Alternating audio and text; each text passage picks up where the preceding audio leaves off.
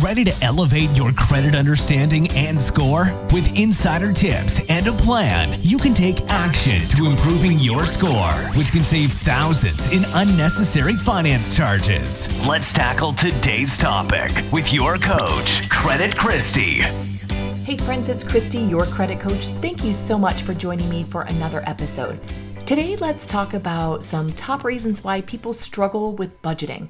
Budgeting and credit go hand in hand. So let's talk about the top reasons and then give some recommendations to find balance and win with your money. Okay, so let's hit the top reasons why people struggle with budgeting. First, emotional spending and instant gratification. Oftentimes, people use spending as a coping mechanism for stress and sadness, boredom, or even celebration. The brain is wired for dopamine hits, and swiping a card or hitting buy now feels good in the moment. Next, a lack of clarity or vision when it comes to your finances. Many people just don't know exactly how much comes in or how much goes out or what their financial goals truly are. We've got short-term goals, we've got long-term goals, and then everything in between. Without a clear reason why, budgeting feels restrictive instead of empowering. Next is an inconsistent income or lifestyle inflation. This is especially true for self-employed individuals, gig workers, or those relying on commissions. And I know this firsthand. I have been fully commissioned for, well over a decade at this point. And sometimes you can go weeks without a commission check or any kind of income at all.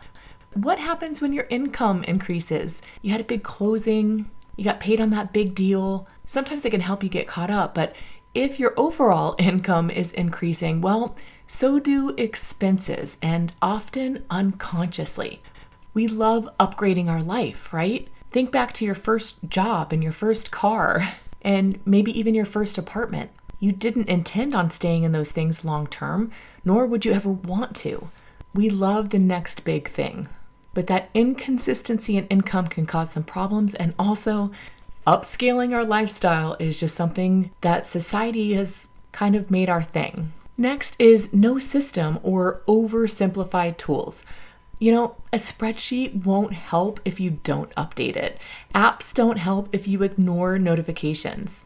So if you did that budget that one time at that one place and have never revisited it, well, your expenses change throughout the year. Your income and costs change over time.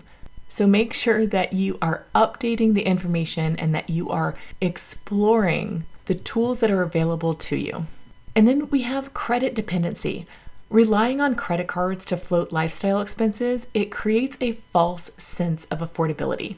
And honestly, minimum payments mask the real financial picture. Unfortunately, there are millions of people walking around with tens of thousands of dollars on their credit cards, and now might be extending beyond that and getting a personal loan just to make ends meet. Let me ask you a question. If I took your credit cards away from you and held onto them for 30 days, could you make it through the month? The next reason is guilt and shame cycles. People often avoid budgets because they don't want to feel bad about what they spent. And avoidance leads to deeper issues like maxed out credit cards, overdraft fees, or more month than there is money. Avoidance and not talking about it can lead to our next one, which is partner conflict or lack of communication. Disagreements or misalignment about spending priorities can absolutely derail even the best laid plans. And let's just look at it this way. Oftentimes, people in partnerships are opposites of one another, which is a good thing until it isn't. One partner may be a saver, the other a spender, and both styles need space to coexist. So how do we deal with all of this? Let's dive into recommendations to find balance and to win with your money. So first, let's reframe the budget and call it a spending plan. Language matters, and for most people, the word budget sounds like a 4-letter word, right? It sounds like restriction. And why is that? It's because for most of us, when we have to go to a budget, when we are forced to create a budget, why? It's because we hit rock bottom. There's nothing left. I remember at one point I had like 48 cents in my checking account. I thought, I just pray that an auto draft doesn't hit before I get paid. And I remember checking my checking account balance to see if I can afford to go out to lunch that day. See, a spending plan, that sounds like a roadmap. And let's call it a roadmap to freedom. So give every dollar a job, including fun money. We talk about these bucket lists for long-term goals. Well, what about a fun bucket? I want you to have a fun bucket right now. So if you wanted to do something this weekend, you can go and draw from that and have yourself some fun. Number 2, create a system that matches your personality. Are you visual? Well, then use color-coded charts or color cash envelopes. Do you love tech? Use auto-categorizing apps like YNAB or Monarch. Are you easily overwhelmed or struggling with ADHD? Start with just tracking one category, like dining out, before scaling up to taking on and tackling other parts of your budget. Even a little attention can go really far. Number 3, automate your essentials. Automate your savings, your bills, your debt payments, so that you don't have to rely on willpower. A really solid piece of advice that somebody gave me a long time ago was, as soon as I set up my payroll with my employer, I had also added a savings account. Now you can send a percentage over, a dollar amount, and just have it automatically drafted over to that savings account. You can call that savings account your fun bucket. You can call it your emergency fund or your savings for your long-term goals, like buying your home. But give it a name. Name that account and automate your money going towards it. That's how you pay yourself first. Even $25 a week into savings, it builds momentum. You'll start seeing that balance grow and get excited about it. Number 4, do a weekly or bi-weekly money check-in. Whether you are alone or you're with a partner, block time to review the numbers and look at if it's in alignment with your goals. And use this time to celebrate wins, not just point out the pain points or the problems. Next is number 5, build in margin.